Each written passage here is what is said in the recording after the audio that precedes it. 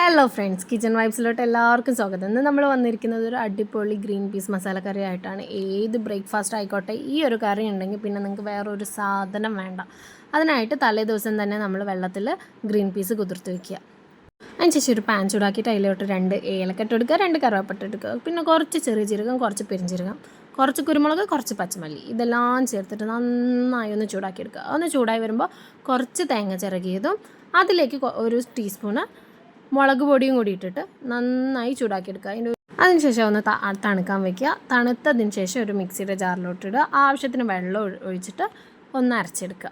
പിന്നെ ഒരു കുക്കർ ചൂടാക്കുക, അതിലേക്ക് വെളിച്ചെണ്ണ ഒഴിക്കുക. വെളിച്ചെണ്ണ ചൂടായി വരുമ്പോൾ കുറച്ച് പെരിഞ്ജീരകവും ഒരു 3-4 ഗ്രാമ്പും ഇട്ട് കൊടുക്കുക. അതിനുശേഷം അന്ന് പൊട്ടി തുടങ്ങുന്ന ടൈമിൽ കുറച്ച് സവാള അരിഞ്ഞത് ഇടുക.